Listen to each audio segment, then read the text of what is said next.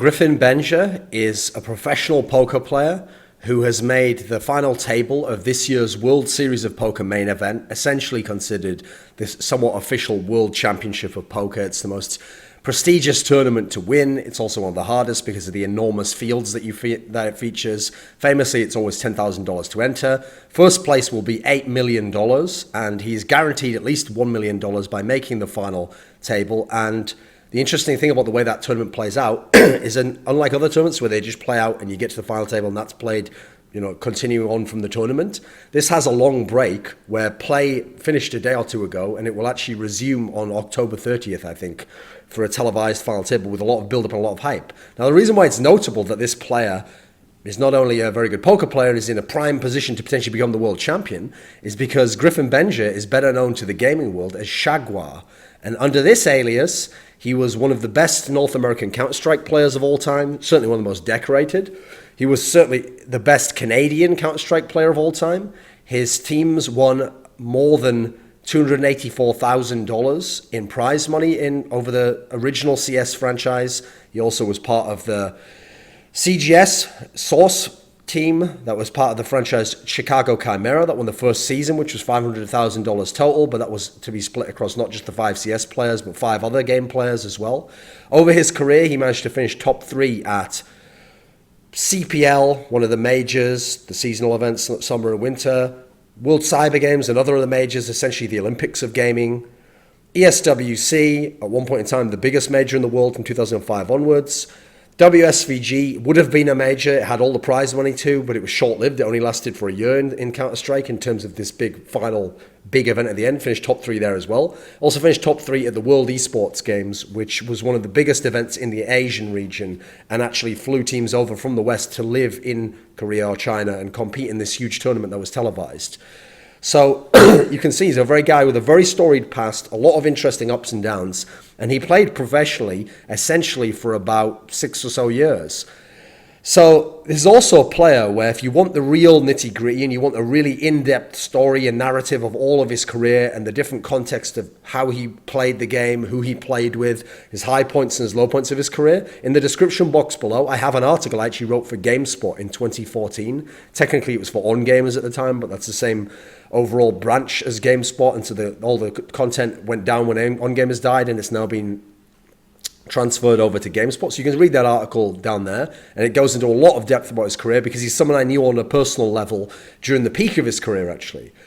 So this is a guy where, like I said, played for, say, 5 or 6 years at the pro level. He was actually one of the very early pro players. Not a lot of people know this because they only know him from the bigger teams, but back at the first ever major for Counter-Strike 1.6, at the time it was actually 1.3, he played for a team from Canada called Infamous. And he played with a player that he would actually go on to play in later teams with there. And this is a group of people that he knew from Canada. And this team actually made top 16 at that first major, which was an incredibly stacked tournament. There were even very good teams from North America that didn't even crack top 32, top 16 because they had bad tournaments. So he had a pretty good placing there. The only teams he lost to were European teams there. Then in the break between the next major, because that was CPL Winter at the end of 2001 and CPL Summer, which was obviously in the summer of 2002, he joined a team called, or rather he made a team called First Wave, which was, again, some people from Envia, Infamous, and was basically a friends team, but of players who were still good enough to play at the invite level, which is the top North American level. And actually, in one of the seasons, I think it was season 4, they were able to beat Extreme 3, who at the time were the most dominant team. They were essentially like the Fnatic of their days, as in they were the best North American team, and they had like mad skilled players at all positions. And he was able to beat this team in an online game on Aztec. And so people already knew of him as a skilled player, and his team was causing upsets.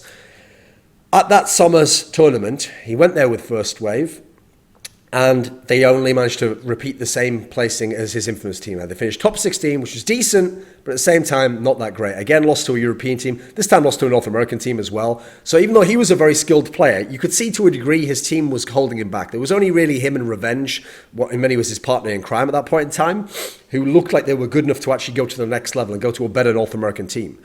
And so what's interesting is, a few months after that particular major, a documentary aired on Canadian television. I think it was on CTV, actually, Canadian television, which was filmed by his father, who was a journalist, and it was called First Person Shooter. And I will link up there. There's a video version, a YouTube version of it.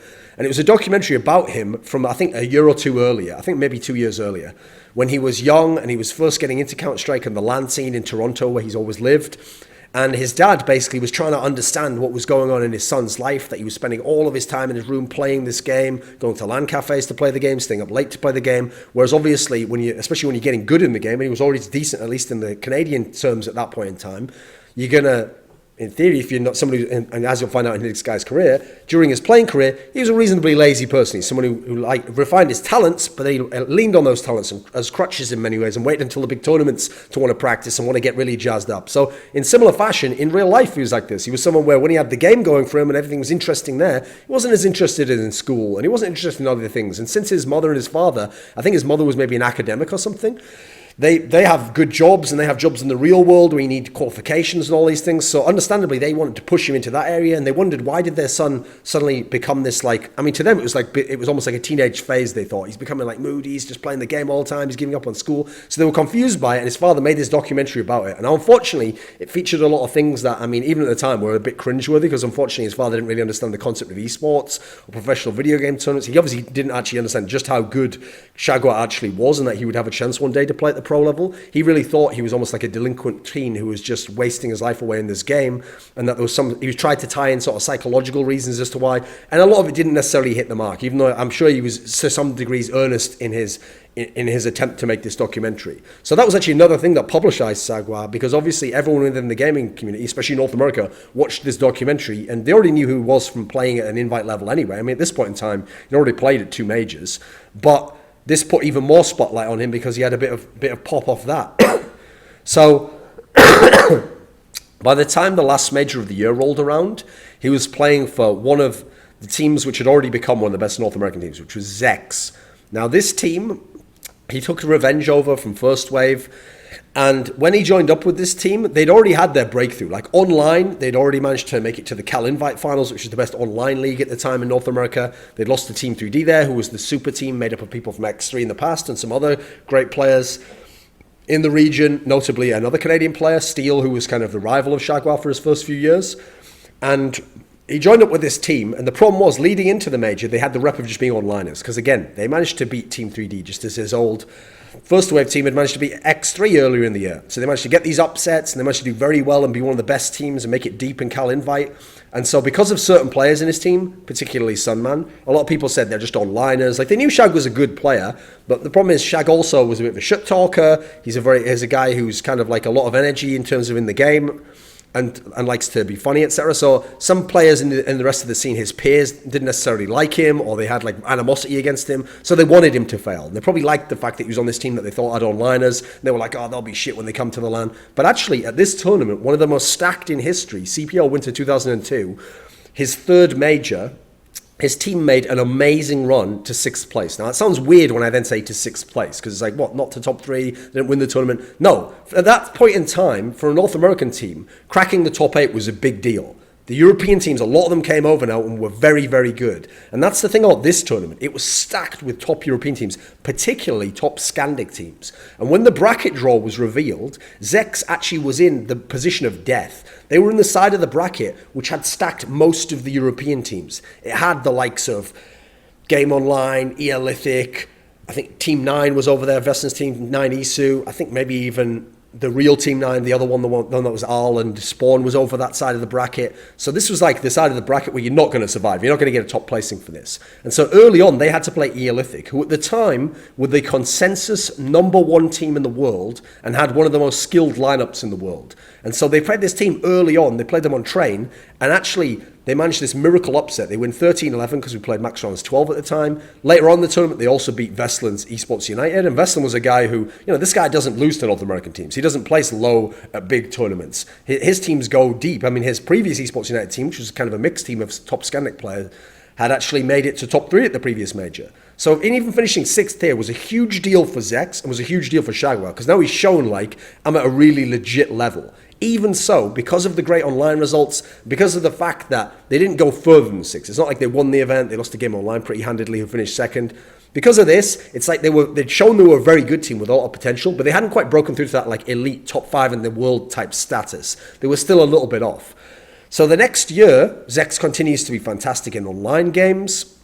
They qualify to go to ESWC, which was just starting that year, and this was going to become one of the majors in the calendar. And when they went to ESWC, they were able to actually make it to the final and finish 2nd. Now, they lost in the final to Vestlund's at the time, Team 9, which was probably the most tactically sound team in the world, certainly a top 2 or 3 team in the world. Fantastic team, had already won Quilca Arena that year. But the most significant was, to get to the final, they had to play SK Gaming in the semifinals, who had just got Element, but Element couldn't play in that game because he hadn't practiced train. He'd only joined the team briefly. And so they played the team with their other guy, Bronk, which is still a very good team. That core lineup of the team had already won a tournament in Europe earlier and had top 3s at other tournaments. So still a very solid team. And they managed to upset them in a huge upset on train and get to the final of ESWC. So now they've made it to the final of a major already in his career, only a couple of years in. So this is big time stuff. They win a big amount of money. shaGuar's obviously one of the best NA players, clearly. Definitely one of the best LAN players, as he showed, and being able to take this Zex group to LAN success. But unfortunately, since that was the first year of ESWC and the first actual iteration of ESW, the first ever one, it didn't have the same status as a major. It would be considered a major, but ultimately, the major that really counted, decided whether you were the best in the world, was always going to be the CPL summer or winter events in North America. So back on home soil, because remember, ESWC was in France. Another big deal, by the way. North American teams rarely ever went abroad, and if they didn't have much success there. Team 3D had a poor performance at the previous year's World Cyber Games, for example. And so the interesting thing is that when they went back to CPL Summer, and they're coming into this tournament, remember they've placed 6th at the last CPL major, they've just come 2nd at ESWC, all the pressure's on Zex. Everyone's like, now's your time to break through, show you how truly elite this team is, solidify yourself as not just one of the best North American teams, one of the best in the whole world. And unfortunately, they bombed the event. Now, it's true, I think this was the event where they couldn't use Volcano due to age restrictions, so that certainly hurt. He was one of the better players in the team, whereas they'd been able to use him for ESWC. And so they only managed to finish 12th, 9th to 12th. So not a good enough performance for a team of their caliber, and even for the previous team, but with certain concessions.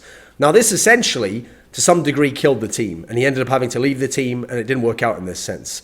Now, later in the year, he had no team, and obviously, since he's Canadian, the World Cyber Games was like the Olympics. You had to compete with a team from your country. And Canada actually had a history of success at the majors, which is that in 2001, Legends Never Die with Steel in their team had actually won the World Cyber Games, which admittedly wasn't as stacked at that point in time because it was run at the same time as CPL Winter, a bigger major tournament. Then 2002, a team called Nerve managed to finish 2nd at World Cyber Games in actually what was a very stacked tournament and a huge upset. That had the player called Bloodshot was really having his breakout there. He'd another one of the rivals of shaGuar.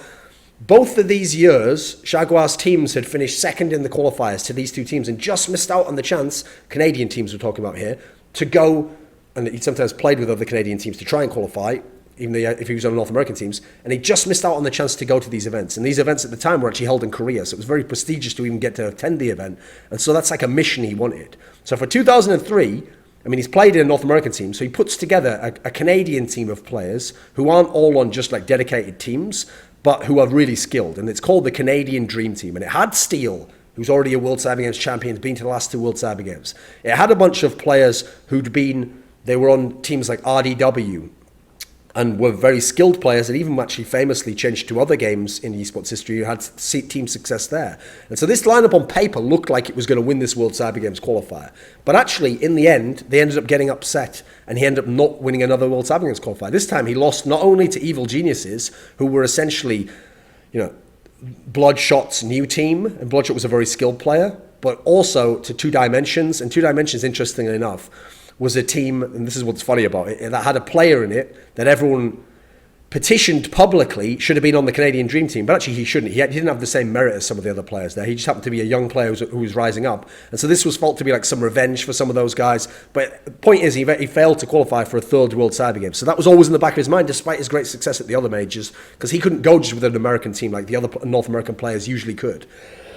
Towards the end of 2003, after that failure, he actually looked like he was in a bad position in his career.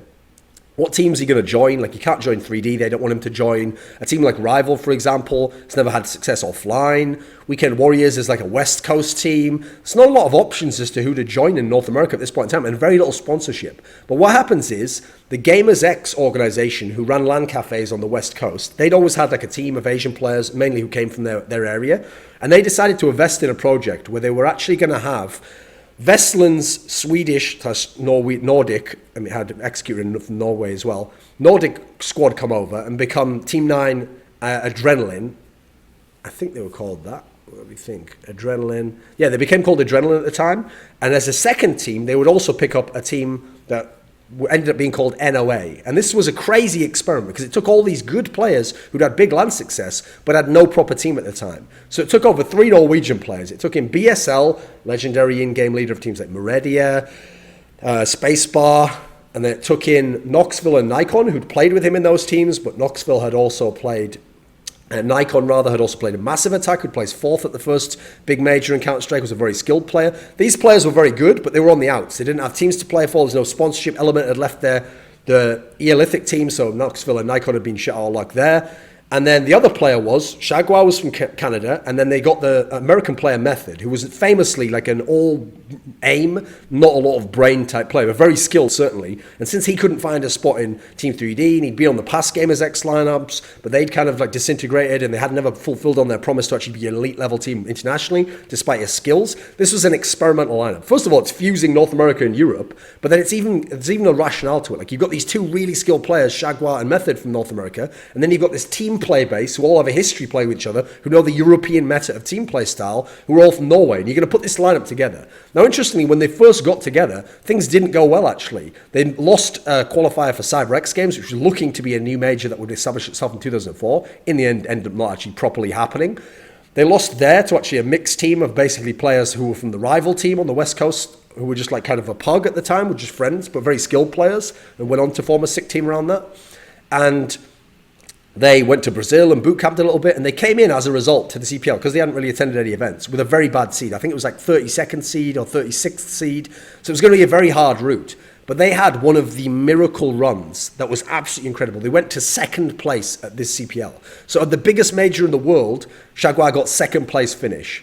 And part of the reason they were able to do it, they won an incredible amount of pistol rounds. The individual skill of the players did flow. shaGuar had a very good performance himself. The only teams they lost to at this tournament was SK 2003. And if you know anything about SK 2003, I'll put a video up there.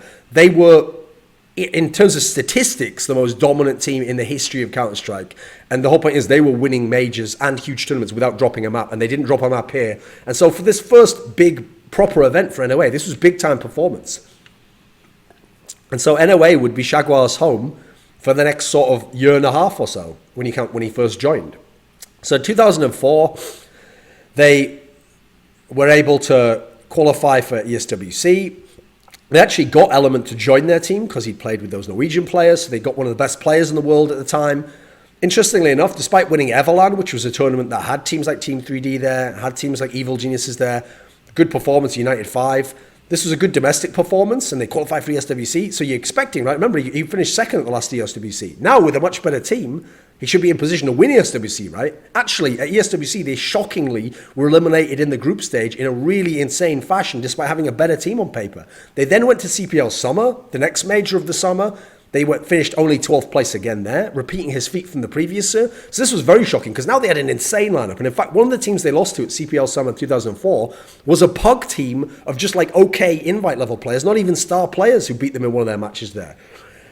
Then you go to later in the year. Now he goes over to Europe, shaGuar does, with the rest of the guys from NOA. And they're staying in Europe for a while, playing in some tournaments. They try out some different players and they end up making a roster move to bring in Executor instead of Knoxville. They've already replaced BSL with Element. They've now got Executor. And if you know anything about the history of Norwegian Counter-Strike and Counter-Strike itself, Element and Executor individually are two of the best players to ever play this game, two of the most accomplished players in terms of world championships. But when you put them together, even though their personalities clashed, they would form an insane duo where Element would read the game and Execute would call the tactics, and they would be this amazing machine. So you put that basis into NOA, and despite the fact that they didn't do so well at one of their first tournaments together, Norelva, this this Swedish tournament with like Nordic teams mainly, they went to the last major of the year, 2004 CPL Winter, because interestingly enough, shaGuar had tried to qualify for World Cyber Games in 2004, didn't work out again, heartbroken again by Evil Geniuses, and so he didn't get to go to yet his fourth World Cyber Games. So he goes to the last major of the year, CPL Winter 2004. And the one key note here is the SK Gaming lineup, which arguably was number one in the world, but it wasn't established because they'd only won that Norelva lineup. And Eyeballers had been the ones who'd won the previous major, but they'd lost one of their star players to SK. So it was very up in the air who the best team in the world was, but SK didn't attend because of contractual issues. And so this tournament was wide open. And actually, NOA and shaGuar won the major. They won CPL Winter 2004. Even though in the upper bracket they met Eyeballers, the other team that was very scary, especially because they'd taken in Valle and Robert and Bullen, who were two of the most skilled players in Sweden, into this sick old Eyeballers lineup that still had like Vilden in, for example, and the rest of the core base, just no hyper. They lost to them in the upper bracket final, but in what's essentially a bullshit match, because it was on Nuke, and there was one of those flashbang bugs, which if you did it by accident, the flash went under the box, they just took all the rounds off you for the rest of the half. So because of this, that's why Eyeballers won the upper bracket final. So the guys from NOA, shaGuar and company, fight from the lower bracket, and they managed to get to the final. But now you have to win 2 maps against the opponent in order to win the title. So they win the first one, 16-14, in incredibly narrow fashion. I think this was the one, actually, that even features shaGuar's crazy 1v3 round, which I'll link up there if I can find it, that he did where he killed them when they were rushing him in the pit at A, and the bomb's down. He kills them in that insane round there. They narrowly win 16-14 despite Valle going crazy. Then in the second map, same map again, Inferno, they managed to win in much more impressive fashion with some crazy breakbacks on eco rounds, etc. And they win the championship. And as a result, they were the first team. Not only is this his first major, the second like true CPL type major for a North American team, but it's also the first time in history anyone had ever won a CPL major from the lower bracket. The winners bracket team always won before then. And I mean, there's obviously the asterisk that the whole reason why they were in the lower bracket is because there was a bit of fuckery in the upper bracket final, so maybe they were the better team anyway. But a great storyline nonetheless, and he finally got that big championship he'd been looking for. Now, at this point in time, he was very much at the peak of his powers. His skills were flowing. He was one of the best AWPers in the world. He was one of the best players in the world. And so you can understand that now NOA could claim, we won the major, we're the best team in the world. So they went to the World Esports Games, the first ever season, which was held in Korea. And it was a tournament where Western teams came and there was Asian teams there. And you competed for like a month and a half. You lived there, you played week to week, group stage games and then the playoffs. And what you were basically doing was you were playing like a televised league, and it was drawn out, whereas every other tournament was, 2 to 3 days. That's how long a tournament would take. So it was a different format. You had a different practice setup. Not all the top Western teams went, admittedly. In fact, a number of them didn't. And the teams that did go, some of them were hacked together, like they had to bring a different player because someone couldn't attend for school or whatever. But there was a decent field, not as good as some of the late seasons. And NOA just cemented their status by winning this season, actually. They won the first WEG season, which actually was $50,000 first place. Now, interestingly enough, this year, 2005, shaGuar would actually end up in a position where he ended up leaving his team, NOA, which was his home team that he'd made number one team in the world, he won a major with, he won a WEG with, towards the middle part of the year, because Element leaving had then sort of fucked the lineup up. They'd had to come into the second season of WEG, where they were defending champions, with a player at last minute. I think it was Quick, that was formerly of Team 9. They had to bring him in last minute, though, and he didn't know any of the spots, and they did very poorly at this tournament. And so eventually the team just dissolved, and the owner had essentially, one of the managers had stolen a lot of their prize money. So when they dispersed, essentially he signed with Team 3D towards the end of the year. But in the meantime, he played with Evil Geniuses, the best North American team that had Bloodshot, his big rival currently at the time, because Steele had retired, I think, at the very early in 2005. So he goes and joins his rivals team, and they play CPL Summer. Now, interestingly, CPL Summer this time can't really be considered a major, because unfortunately it took place on exactly the same dates as ESWC. That's the year ESWC took over as the biggest major, because it was clashing, and everyone went to ESWC who was really good. But Evil Geniuses, they had a team, they went to CPL Summer. So did SK, who ended up being one of the all-time great teams. And this time, His team was able to win the upper bracket final against SK, but then lost the final to SK ultimately, and as a result finished second at this tournament. Still a very good performance. He was still a very good player, but obviously he's on the downside, and people are wondering what's he going to do. Is he going to stay with Evil Geniuses? I mean, they're not as good a team as NOA or some of his past teams.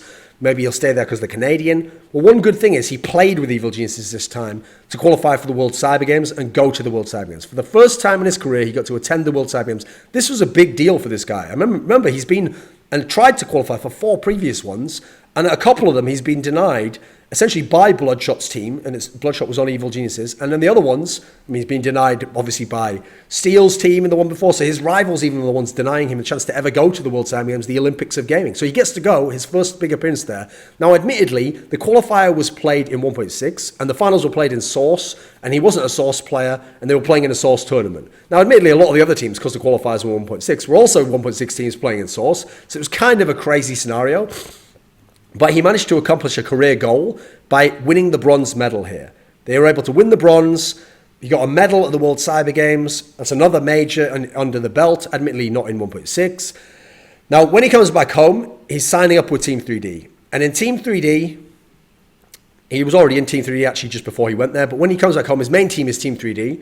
And immediately they have some great success because they win a couple of NA lands because Complexity's changed a player. Complexity were the best team in the world at the time, the best North American team, but they had a mini slump, so they changed a player. And they his team, first of all, he joins with Method from NOA, manages to win a couple of lands over them. Beyond that, though, in general, Complexity still accomplished more than them. We're still ultimately, oftentimes, taking the spot. But they were at least battling with them now that shaGuar was part of the team. Now, at this point in time, I have to say, his work ethic dropped off a lot. And it became, because he was getting a salary and he was in a very storied team with other great players who also, some of them weren't super motivated to win necessarily. They went through ups and downs, and he wasn't necessarily known as the most dedicated player at this time. And his level did drop off a bit. He wasn't like one of the best players in the world anymore. Wasn't even the best, one of the elite North Americans. He was just a good player in North America. He was a good player internationally and was always a good LAN player. So the end of the year, the last major of the 2005 was probably the most stacked tournament in history to that point in time, beyond the first major. CPL Winter 2005, and his team only managed to finish 9th to 12th here. They were in position to maybe do better, but it was a very difficult tournament. They didn't manage to go deeper, and it was considered kind of an underwhelming tournament and a kind of should be a regret for many of those players because of how good their lineup was, and yet that they lost in this fashion. Now, in 2006, they started to get it together. Most notably, they brought Moto back in the lineup. They had this run where a WSVG LAN war, which was an NA-only LAN, but they were playing against the likes of Complexity. Pandemic was a team that had like some of the remnants of teams like, I think it was like Rival, or Gamerco rather, and Death is Eternal, like West Coast players. They managed to win this tournament and get a big win under their belt in North America and be like, right, maybe we can be the best NA team again. Hey, maybe we can one of the best international teams again. They go a few weeks later to ESWC, one of the majors of the year, obviously. Very competitive tournament, ESWC 2006. The previous year, Complexity, the North American team with Fraud, had won this tournament. So NA had won another major. NA was, in theory, at the time on top. Now in comes Team 3D. They actually managed to finish in 4th place at this major. So a top 4 finish at the major, impressive stuff. He's got his second top 4 at a major here for shaGuar. Though obviously, this was one of the most wide open majors. It had like MIBR won it. The Fnatic team was still on the rise, making the final. Alternate Attacks was making their first big run at a major. So you had a lot of great teams and a lot of teams that year would be very significant, all going clashing head to head at this one. So this really showed that Team 3D was back internationally. And now shaGuar's back on the international stage. Remember, the last big placing was his World Cyber Games bronze, but that was in Source. And then CPL Summer wasn't really a major, so it actually really, you got to kind of go back to WEG or CPL Winter 2004 for his last big tournament wins. This is like a year and a half in between big placings. So now he's back on the international stage. And it continues for this team because they go back home, and true, right after that, they went to what was the equivalent of CPL Summer, which is still a very big tournament. This was much better than the year before, now called WSVG ISC, and they don't place well there. They only place 9th to 12th, poor performance overall, but they have a tournament later in the year, 2 that would be considered majors at the time. Now, WSVG Finals doesn't get considered a major now because it happened once. It's hard to necessarily put in the criteria of what constitutes a major because usually majors have history and tradition and everyone knows going in and afterwards that this was a huge event. But the prize money for WSVG Finals was crazy. It was $50,000 first place and every player won a Rolex who won the tournament. Now, his team managed this crazy run where they actually beat out Fnatic, who was one of the most elite teams in the world at that time, hadn't broken through or won a major, admittedly. They beat them out. They got to the final. In the final, They played against alternate attacks, so had this crazy mixed lineup, and they came really close. They were in position to win. They didn't win. They finished second. Unfortunately for shaGuar, and in his career, he had a lot of heartbreaking seconds and top fours in positions where, when you look back, his teams were contending and maybe could have won, but he didn't win that many majors, didn't win that many big tournaments. In fact, until he'd won CPL Winter 2004, I don't think he'd ever actually won a tournament that was notable. I mean, he'd won Everland, but I'm talking about a big tournament. He'd always been the guy where he'd always finish second, third, fourth, whatever it had been, even finished second at all the WCG Canadas. So he'd always had that kind of in the back of his mind. I'm a very good player. Does something go wrong with me? I'm the one connecting factor here. I've got to break through this. I know it always tortured him a bit from talking to him at the time. So WSVG, they finished second place unfortunately, they're kind of like the victims of the miracle run of the other team, which had Roman on, and it had Moon, and these great players, Capio. Now, the last major of the year, CPL Winter 2006, was a very stacked tournament. It was only a couple of weeks after WSVG, and unfortunately, Team 3D was one of the victims of how stacked it was and went out in the group stage. They were finished. Oh no, actually, they made the bracket, but they lost, I think, there to Hacker PK, Hacker, which was like a Chinese organization, and I think it was the team that had Kings on it. And they lost out shockingly in the best of three there. At the time, Chinese teams were good, but it was only a WNV you really feared. Not this particular team, but they managed to upset them in the bracket stage here. They couldn't go any further. And so that's basically the end of his 1.6 career. Because even though he played a little bit after that, he played, I think, one tournament after that with Evil Geniuses or something, like a Digital Life type tournament. Basically, after that, CGS came along. And CGS was in Source, and so he went over to CGS, and he joined the Chicago Chimera franchise. Each franchise was based on a certain city, like a regional area, so LA Complexity, for example, New York 3D. So the Chicago Chimera was the team he joined, which was GM, the general manager, was Destruct, a player that had been a friend of shaGuar's for a long time, a former UT great, and a pretty good North American player at one point in time in 1.6, and who would even merked for Zex at one point in time. He joined his team, got drafted by him.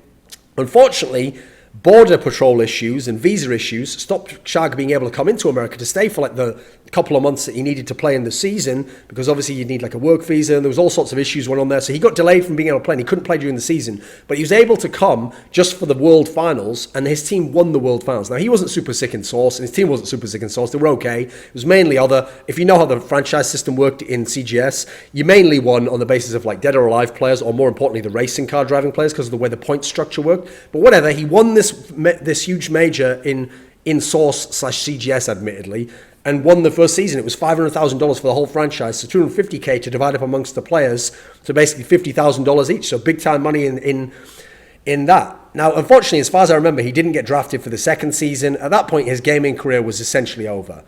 Now, he obviously later on went on to play poker, as I'll describe, but first of all, to put a cap on his playing career. As a player, one of the good things about shaGuar, as you can see from the documentary, he's always a LAN player. And because he was always a LAN player, he never really had really bad nerves on LAN. He never really got really worried by people shit-talking him. Now, some of his teams did finish second, and he probably did have an aspect where he didn't necessarily use his work ethic to get the max out of his skills. But at times he worked very hard. At times he was very much into the game. And he was definitely one of the best NA AWPers of all time, especially for the first 2 or 3 years in his career. Ironically, actually leading up to the point where he had his big success. Some of the years where he didn't have a lot of success, he was a very good NA AWPer at a time when a lot of people were scared to AWP on LAN. When he was in Infamous, First Wave, Zex, a lot of people didn't have the balls to properly AWP on LAN at that point in time, but he could. And the key thing is, he was a primary AWPer who was very, very good. And during his peak, 2004 and 2003, he was absolutely elite at a world-class level on LAN. Now, I wouldn't say he was good as the Kogus and Frauds. They were a slight notch above him at their peaks, but he was certainly a very good player. For NA, there was times where he was one of the absolute best AWPers, certainly. Now, in later years, I noticed as he joined really skilled lineups, like, for example, Team 3D, and as he eased up on practice a bit and just settled more into almost a job of a 9 to 5. I worked during this time. I attend the practices. I do a little bit of practice, but I don't really kill myself Kobe Bryant style, shooting shots in the gym overnight to be the best. At this point in time, I noticed he actually forced himself to become more of a hybrid player. He was rifling quite a lot, and he would AWP sometimes against specific opponents on certain maps, like Dust 2 on certain sides, but he wouldn't necessarily always go head to head with the other dominant AWPers. He wouldn't try to be the best AWPer in the world anymore. It seemed like he just settled into a routine of being a pro. So his AWP peak very much much 2004. At this point in time, that's why so much of his second movie, which was leaked, was so crazy, because that's from the 2004 era when he was nuts. He had a very good deagle as well. Famously, North American players emphasized the deagle a lot, but he was one of the best players on land with the deagle for North Americans, certainly. Unfortunately, you have to keep harping on the fact that his practice and work ethic were questionable at times. I mean, I know, even going back to 2003, this was the guy where, unfortunately, he would forget that he'd said the same excuse that a relative had been ill. He'd already said the same relative had been ill 3 times in a year, or his brother had had a birthday twice in the same year, and teammates were going, I can't see what's going on here, but we just got to let Shag be Shag, right, and hope that he plays in the tournaments. And when he got to the tournaments, he would get jazzed up, he would get motivated. And at certain points in his career, NOA, for example, when he could get a chance to practice, he was really jazzed up to play the top Europeans and to be a better player and to go over to Europe and boot camp. NOA, in many ways, that's why it makes sense to me he won his championships there. It's the perfect team for him, right? Because it's a team that, because of them living on different continents, couldn't practice every week, couldn't play online leagues. They just got together, boot camped, hoped it worked out for the LAN. It really did sometimes, it really didn't sometimes, and you just got to go off the skill and the natural chemistry of the lineup when you got the right pieces together to try and win. So that was the ideal team for him, and it's no surprise to me he had his best results there.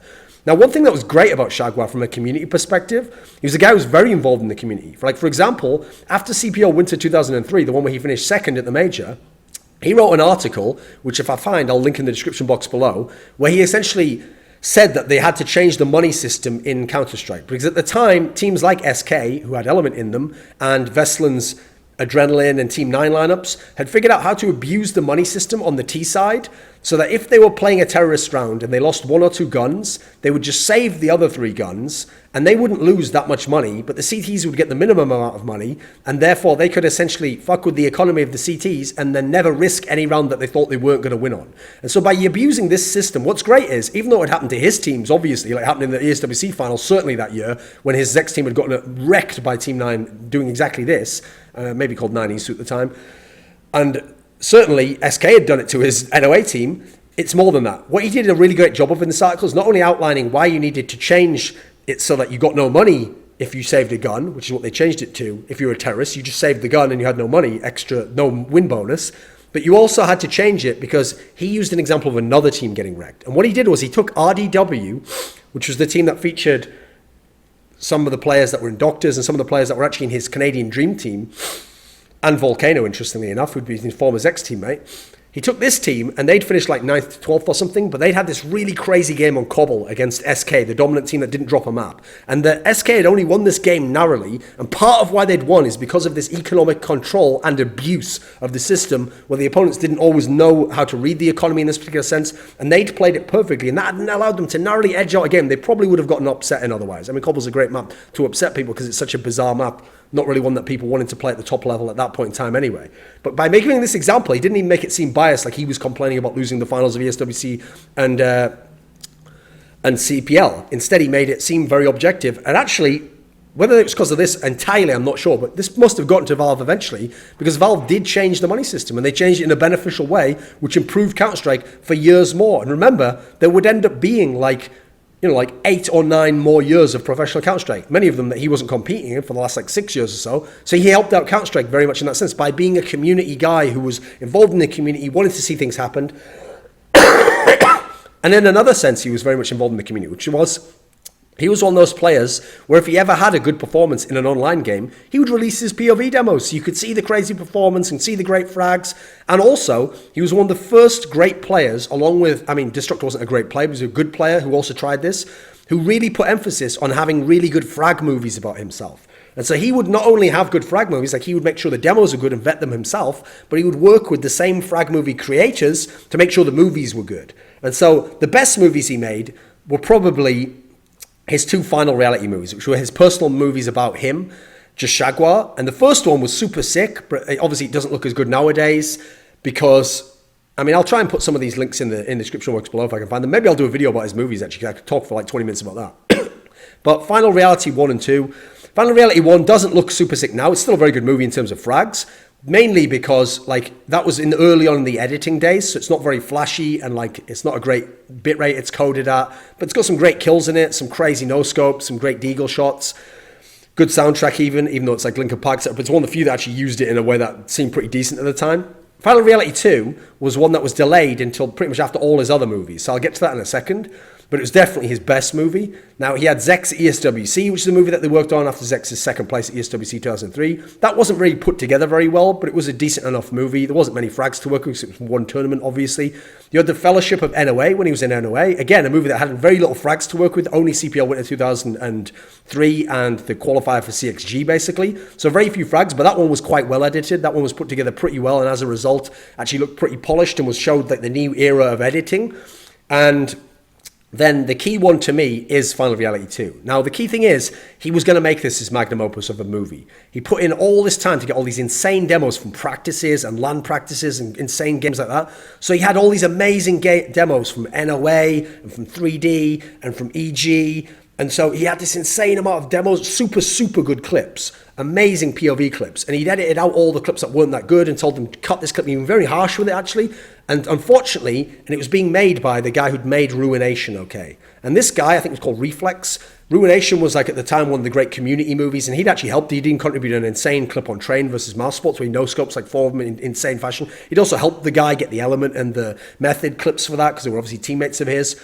And so that's remembered as a great movie. Unfortunately, this guy lost motivation partway through making the movie. And then he just stopped replying, and he claimed all these things like, my computer crashed or something. And so for some reason, that guy just never finished the movie. Now, a version of it got leaked on YouTube. I'll put that in the description box below as well. That was only maybe 60 to 70% complete. That's why there's like empty spaces there. That's why there's actually a few frags in that ended up getting taken out. And there's some frags that actually got put in later that weren't in this leaked version. I mean, whoever he gave this to, obviously, it was an earlier version than the final one.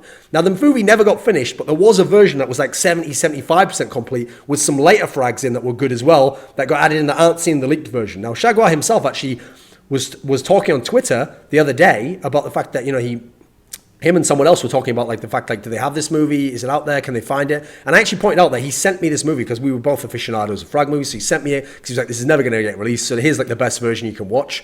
I still have that movie at home. So when I get home to the UK, I will actually upload this movie, assuming he wants to. Or rather, I'll give it to him actually. He can upload it on his own channel or some other sort of channel. And it's a sick movie. It's one of the best movies ever made, even though it isn't fully complete. It would have been, in my opinion, the best frag movie ever made in CS 1.6. It's that insane. The clips are that good. The editing's even good. The music fits it well. It's a really, really sick movie. And so even for what you get to see, it's still one of the best, even in its incomplete state. And so that's one of the great things he added to the community as well, putting out this time to put forward these great frag movies. Even in this case, he kind of got screwed by the other guy he was working with. Now, when he quit Counter-Strike, later he went into poker. Now, first of all, the poker boom was long done by the time he got into it. I mean, he didn't have his first big offline win until like 10 years after Chris Moneymaker won the World Series of Poker and kicked off the poker boom. So by that point in time, you've already had the Black Friday. You've had a lot of that stuff happen where it shut down a lot of the big stuff. But he makes his name online. He's grinding. He's playing big online tournaments and getting good at them. He's getting good at cash games and winning millions. And he actually then started to have big offline results as well. He won an EPT, which was the big European circuit of poker. He won EPT Berlin in April of 2013, and that netted him $562,000 for first place. In October of 2014, he won Shark Cage Season 1, which is an English tournament, and that netted him $1 million. Since then, he's been mostly known, I think it's called GPL. He was like a commentator for this league. But in 2014, the same year as the Shark Cage, in the summer when the World Series of Poker is, as it described, a series of events. It has a lot of small tournaments and tournaments in No Limit and Limit Hold'em and 2 to 7, High Low, all these different games. Raz has all the types of poker games you can play. And it finishes with the World Series main event. And that's the big tournament. You pay $10,000. Thousands of people enter it. It's super hard to get super deep because you don't only have to be very good, but you also have to either be very good and lucky or just very, very lucky if you're not very good and just get insane a bunch of hands that you have to get aces when they have kings and it has to hold up for you. You have to get shit like this happen to make it deep in the tournament because 6,000 people are entering and it's no limit. So people can fucking push all in on you all the time and you're going to have a lot of races. It's not just skill at that point in time. But in 2014, he had a deep run at the main event. He actually made it to 90th, which, remember, when thousands entered, that's big. That's a big deal. It's not as big money, and unfortunately, 90th, if you're a top player, that's not good enough. If you have a deep run, at that point, you're really praying that you can make it to like the final table, maybe even have a chance for like top 3, maybe even win the event if you were very, very lucky. Well, that's what happened this year. He made it deep. And he was keeping going. Last 300, last 200, last 100. Keeps making moves. He doesn't hold on to his chips, which is a classic mistake rookies make. And he's managed to make it to the last 9, to the final table of the main event. Essentially, the biggest poker tournament in the world for 2016. Now, what's interesting about his poker career to me is I know that when you have this level of success, winning millions in cash games aren't about luck. Tournaments, they are, because you have to have the luck of the big, you have to get good draws, you have to get good opponents, you get good tables, for example, to feed off the shitty players. You have to run well, you can't have super bad luck on key hands. You have to hope that donks all take out all the good players around you as well, ideally, and that you don't have to do it.